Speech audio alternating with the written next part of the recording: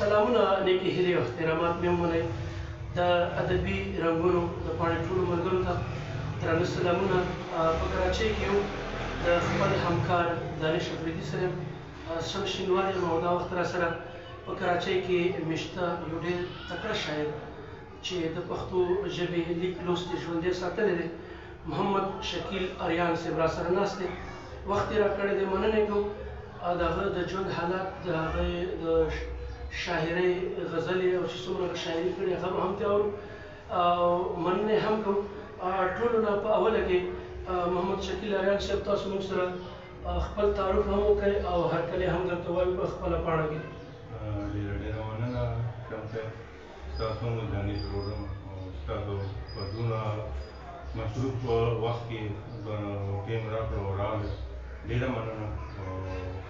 زما نوم محمد شکیل دی، تخلص مې اریان دی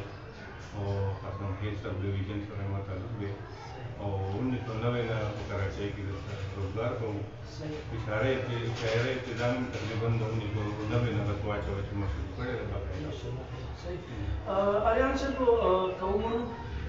کافي وخت نه تاسو شاعري کوئ، بیا په کراچۍ کې هم څه داسې د وخت تقاضا او څه داسې ضرورت و چې تاسو شاعرۍ طرف ته راوستې څه درته یاد دي؟ بس دا خو جي لکه یو شوق مې ته وایه، کلي کې موږ په خپل کلي کې شاعر لکه څوک نه وو که نه، خو داسې دا واړه واړه کتابونه مو کتلو په حجرو کې چې پراته وو، هغې سره به مونږ بس داسې لږ لږ شوق غش کړو. بیا لکه مونږ په سکول کې یو سعید چې درېیم څلورم کې نورخان استاد اوس مونږ سره استاد هغه ژوندی لري، هغه چې مونږ پوه شو چې دا شاعري کوي، د هغه سره مونږ دغه وکړلو. هغه کې خیر مو واړه وو، بیا ورو ورو لکه زه وم یو ډاکټر نشاد صاحب و، دا کې سعید درمن صاحب، دا مونږ تقریبا په یو ځای باندې داسې دا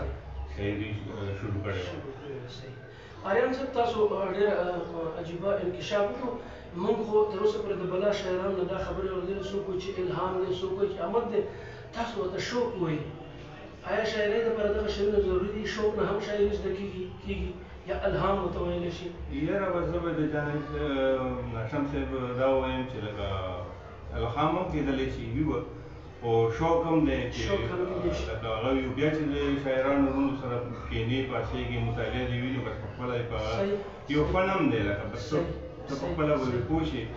نو بیا به انشاءالله ډېره زیاته مننه. د دانش افریدي صاحب په ګروپ کې د دې مرکې په ایډوانس کې یو نوټیفیکیشن ورکړی چې موږ د شکیل اریان صاحب خوا له ځو،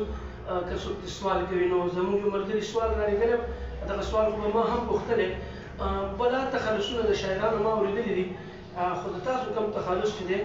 نو دغې حوالې سره سوال راغلی چې د اریان صاحب نه تپوس وکړئ چې ستاسو تخلص اریان ډېر منفرد دی او ښکلی دی. ځان د دغه تخلص خوښولو خاص وجه او کیسه څه ده؟ او زما ورسره دغه سوال شریک دی چې د اریان څه معنی لري؟ موږ هیران تخلص خو اورېدلی، خو اریان څه معنی لري؟ دغه هم جواب راکړه. ډېره مننه. دا اصل کې چې شاعر ابتدایي کوم کله شروع کوي نو کله یو تخلص، کله بل، داسې موږ هم غمګین او غمخوار او اخوا دېخوا که نه. بیا خیران لکه زما شروع کې ما کول که نه، خو داسې خاص شاعري مې پرې نه وه کړې. زمونږ بیا د کلي یو و چې هغه هم د شاعرۍ سره شاعري به هم کوله او پوهېدم، هغه به د قافیې او ردیف وغیره باندې زه پوه کړی یم. نو هغه ماته ووایي چې را خیران خو چونکې د فارسۍ یا د اردو هغه د اریان چې دا سوچه زمونږ د خپل علاقې هغه دی، نو بس ما بیا هغې نه د اریان څخه وکړه. صحیح، مننه اریان صاحب. موږ هم دغه هڅوي چې کوم هغه ټکي چې پښتو کې موږ نه ورک دي یا موږ زیاتره پښتون چې کوم نوی نسل دی زموږ د پښتنو هغه د دې نه لرې دی، نو دغه موږ هم غواړو چې دغه یو ټکی راجوت شي او په ساده پښتو کې راشي. لکه اریان مطلب دی حیران. مننه قربان ملګرو. راځو به د اریان صاحب نه به د هغوی د شاعرۍ اولنی کلام تاسو ته راوړو چې موږ سره خپل کلام شریک کړي، ځکه چې د ډېر ټیم نه شاعري کوي، بیا مسافرۍ کې شاعرۍ کې نور هم درد وي، غواړو چې کتونکو ته کلام را سره شریک کړي. ډېره مننه. غزل د جي مطلب دی زما جوش او ستا شباب فنا خراب، زما جوش او ستا شباب فنا خراب، جوړوي دواړه غصاب فنا خراب. خو دا بله مطلب ثاني ته وایي دې ته چې ګرځي پاس ته په دریاب فنا خراب او ژوند ډېر لږ وي د خوباب فنا خراب. او بلکل سخت دی انتظار چې پکې هم شي بلکل سخت دی انتظار چې پکې هم شي زیاتوي نور اضطراب خانه خراب او که مې غم غلطوي خو چې حرام دي که مې غم غلطوي خو چې حرام دي زه بیا نه څښمه شراب خانه خراب او تور ویښته چې د پیرۍ نه مخکې سپین شي تور ویښته چې د پیرۍ نه مخکې سپین شي او بس علاج یې دی حساب خانه خراب او ستا دیدن اوس څومره ګران دی خو څه وکړم ستا دیدن اوس څومره ګران دی خو څه وکړم نه صبرېږي زړه بېتاب خانه خراب او وخت روان لکه د آس ګزار مې نه کړي وخت روان لکه د آس ګزار مې نه کړي له ریزین او نه رکاب خانه خراب او ستا د ستر په سر سترګو خو بس مړې ستا د ستر په سر سترګو خو بس مړې ما به غر کړي ټول نقاب خانه خراب او د آخري مقصد دی چې سود سودا به خاورې وکړې ترې اریانه سود سودا به خاورې وکړې ترې اریانه هر دکان کې ناشته صاحب خانه خراب کتونکو ډېر ښایسته کلام او زه دغه یو سوال طرف ته بیا راجوړ شوم چې کوم د الفاظو انتخاب نو د هر لفظ موږ غواړو چې تشریح وشي خو بره دغه خو موږ نه ډېر زیات وخت ونیسي او زما یو اهم سوال جوړېږي چې تاسو په شاعرۍ کې اریان صاحب چې کوم د الفاظو انتخاب کړی یا خو تاسو د استاد چې کوم دی چې چا تاسو متاثر یې داسې څه نور راته وښایي او خپل تعلیم هم راته وښایي چې دغه انتخاب تاسو راټول کړی کومې طریقې سره چې بې ردیف او کافیه راجوړه شوې ګران کار دی په دغه کلام کې زما خیر سکول مې ډېر نه دی ویلی نه هم پورې نه ویلی بیا حالانکې شوق زما ډېر و خو بس بیا کراچۍ ته چې رالو کوښښ مې دلته هم وکړو خو څه خوند یې ونه کړو دلته کې هغه چا ته چې به وایي چې تخلص یې ما ته خوښ کړی و ریان نو هغه هم دلته و بیا هغو ما سره د شکیب الله جلبل اتفاق پښتو ادبي ټولنې کې ورغېدو هغو ما سره ملاقات یې وکړو بیا به هغو سره هم کېناستم د اتفاق پښتو ادبي ټولنې څنګه چې کوم دي جنتونه پکې دي زه پکې پښتون فروغ کې شاملېدم بس د دې وجې نه ورو ورو زموږ دا ورم هغه وشوله زیاتره شاعرانو کتونکو موږ ګورو چې هغوی شعر و شاعري خو ضرور کوي خو لیک لوست یا کوم چې ضروري دی چې لوست زیات پکار دی چې څومره هم شاعران ولولي په شاعرۍ کې نکار راځي صاحب څومره کلامونه به هم تر اوسه لیکلي کتاب طرف ته مو سوچ لرلی یا شته یا نشته یا تیاري کوئ قلمونه خو به تقریبا د کتاب بالکل به پوره شي خو فی الحال بس حالات هم داسې دي ذهن چې نور هم لکه پختګي پکې نور هم راشي نور هم ښه شم زه لکه دې خیال ته مې نه د ډېر دروند شاعر عباسي نصرالدین صاحب سره زما یو ناسته وه نو هغه یو شاعر ته ووایي چې په ژوندګۍ کې په ټول اخر لمحات کې چې کوم کتاب ولیکلی شي هغه به ستا بهترین کتاب وي ښه خبره ده بل کلام طرف ته راځو بریان صاحب کلام را سره بل هم شریک کړه چې ملګري د خوند واخلي ډېره مننه دا مطلب دی چې هر محور چې د خمار په انتظار دی هر محور چې د خمار په انتظار دی میخانې ته یو قطار په انتظار خو د خزان سپېره بادونه خو لا لګي د خزان سپېره بادونه خو لا لګي خوږ وطن مې د بهار په انتظار دی خو زړ بوډي هم په مثال د پانسي ګاډ دی زړ بوډي هم په مثال د پانسي ګاډ دی روح کې دی پکې د دار په انتظار دی خو لاس پرې راکاږه چې سترګې یې هم بند شي لاس پرې راکاږه چې سترګې یې هم بند شي عاشق مړ دی بس د یار په انتظار دی او د شیشکو بلاګانو په اخوا کې او یو هوښیار ښکاري د ښکار په انتظار دی او اضطراب مې د فراق لاسې وکېږي او زړه مې غواړي ستا دیدار په انتظار دی او که په خولې نه وي نو زم بڼو ته ورکړه که په خولې نه وي نو زم بڼو ته ورکړه سوال منت مې د اقرار په انتظار دی او ستا وصال خو یو تریاک دی که دی راوړو پروت په کټ ورته بیمار په انتظار دی او مقصد دی چې هغه نه راځي بېغمه کور اوده شوه او اریان ناست هسې بېغر په انتظار دی ډېره مننه ډېره زیاته مننه کوونکو شکیل ایران صاحب تاسو ښایسته کلامونه واورېدل مشره په کراچۍ کې تاسو ژوند کوئ مصروف ښار دی دلته د ژوند روزګار د ژوند تقاضې هم وي شاعرانو سره ناست دی ټولنې آیا اوس هم جاري دي که یو وخت سره پاتې شوي بیا پاتې شوي دي زه به لکه اکثر د یو ملګري ته تلم خو دوی د ټیم پابندي نه کېږي ټیم 3 بجې ورکړي بیا چې راځي نو 4-5 بجې چې هلته کې کار ډېرټه حساب ټیم ته راغلي نو ډېر ټیم وشو چې لکه مونږ په مشاعرو کې حصه نه ده اخیستې اوس په نن سبا وشو بس ډېر ضرورت به هم ورته نه وي وټساپ ګروپونو کې دا ګروپونه دي او په هغې کې حصه لرو باقاعده فیسبوک دی ډېره زیاته مننه صاحب د خوښې شاعر تاسو په بله شاعران لوستلي وي ډېرو سره به ناست هم شوي وي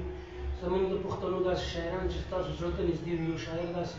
ګران سوال دی خو بهرحال هر سړي یو خوښ شاعر بالکل شاعران ډېر هغه دي او لکه خاطر صاحب ډېر زما خوښ دی خو زه هغه شاعري م اسانه ده او زه په خپله هم لکه شاعري اسانه کوم زه ګران مشکل شاعري خو ستاسو اسانه نه ده خیر که دغه مونږ ووایو خپله کلام کې چې تاسو کم کافیه او ردیف کمې طریقې سره استعمال کړي زه هم چې یو لس ټکي خو به داسې وي چې په هغې باندې به ډېر پښتانه نه پوهېږي زه یم کنفیوز کوم ډکشنري به ورپسې ګورو مننه کوو سر چې موږ اکثر دا خبره کوو د کتاب په حوالې سره لکه په کراچۍ کې د موږ ډېر دروند شاعر دی کیسر افریدي صاحب دغه 14 کتابونه په مارکیټ کې موجود دي موږ که سوچ وکړو دغه که زر کتاب هم یو کتاب زر ځله شایع شوی وي نو 14 کتابونه به خلکو ته 14 ته به رسېدلي وي آیا داسې نه ده چې نن سبا د سوشل میډیا دور دی د پی ډي اف فایل کې یو کتاب جوړېږي هغه خرچه هم پرې کمه راځي بجای دی چې موږ د کاغذ د پرنټینګ حواله واخلو لکه دا اوس یو کتاب دی دا موږ بلا تعداد کې چاپ کړی خو لکه هغسې خلکو ته نه رسي نه کتاب ته خلکو دلچسپي لري نو که ستاسو دغه کتاب شوق یو پی ډي اف فایل تیار کړی شي هغه په سوشل میډیا ورکړل شي خبر نه اسان بالکل دا ښه تجویز دی زما د دانش خو دغه هڅه ده چې یو شاعر داسې زیاتره شاعران ماشاءالله تاسو خو مخوی ډېر داسې شاعران شته اکثر موږ دا خبره کوو په شاعرانو دې بده نه لګي زه هم خپله یو مارکوټ شاعر یم زما په پروفایل باندې فیسبوک په پروفایل دا خبرې لیکلي چې شاعر یم خو شاعري نه کوم هغې وجه ده چې ما د خلکو نه اورېدلي چې شاعر زیاتره شاعران چې دي هغه نیستمن وي لکه نیستی واري وي نو زما د دانش دغه هڅه ده چې موږ وایو چې کومه فرض کړئ یو سړي سره کتاب وي او هغه د کتاب د چاپ قیمت نه لري ځکه چې که زر کتابونه هم چاپ کوي نو 1 لک 2 لک روپۍ خرچه پرې راځي نو موږ سره داسې کسان شته چې موږ ووایو چې یاره د ده کتاب مخکې موږ راوړو یا پی ډي اف ته فایل جوړو د هغې چې کوم پرنټ تیارول وي که موږ ته دا ضرورت شو تاسو کلامونه راکولی شئ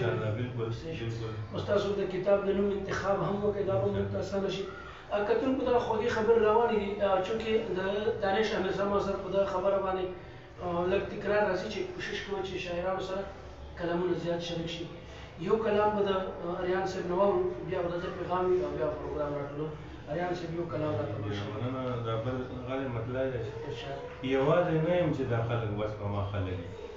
یوازې نه یم چې دا خلک بس په ما خلک دي او ښکلي کشش دومره لري چې په هر چا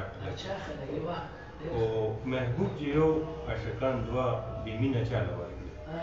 محبوب چې یو عاشقان دوه بې مینه چاله ورکړي ګل پریشان دی خو بلبل هم په باوراقه لګي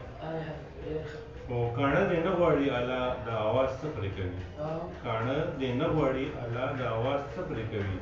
زمونږ نه ښه دي په والله که دغه وغوښه لګي او یو خوا بیمار بل خوا ضعیف ډېر په تکلیف دی خو بس او مرګ له راضي نه دی لا باغ پرې د دنیا خلک دي اوس مې طبیب راله تجویز کړه د دوا په غرض اوس مې طبیب راله تجویز کړه د دوا په غرض په ما د مخکې نه د دې سبو هوا خلک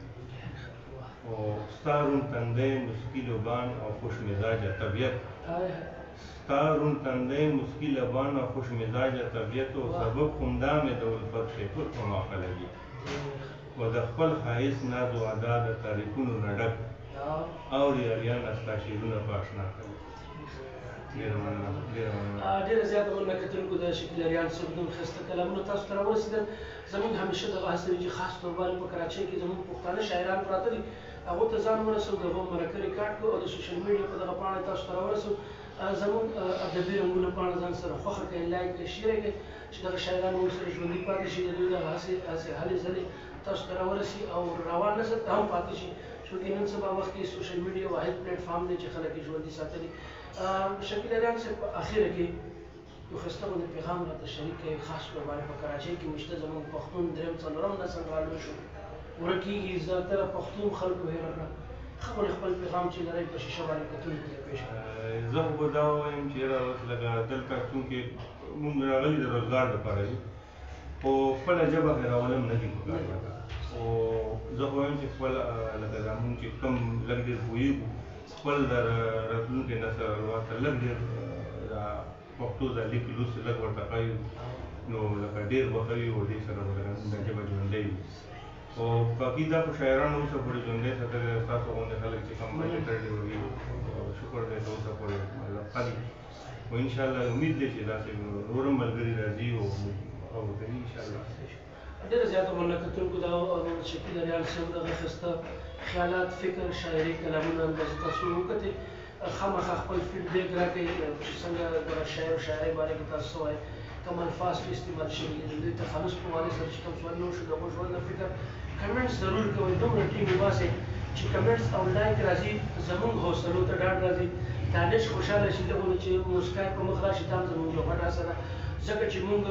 40 کیلومتر 30 کیلومتر په بایکونو په دغه باندې ځو ډېر لرې شاعرانو هم پرې دا دی نن د اتوار ورځ څومره قیمتي ورځ وه او ټیم مو ترې راغستی ډېره مننه د محمد شکیل اریان صاحب بیا مننه انشاءالله تر بلې مرکې پورې به بیا راځو خپل قربان شمس شینواری او دانش افریدي ته اجازه کوم د الله په امان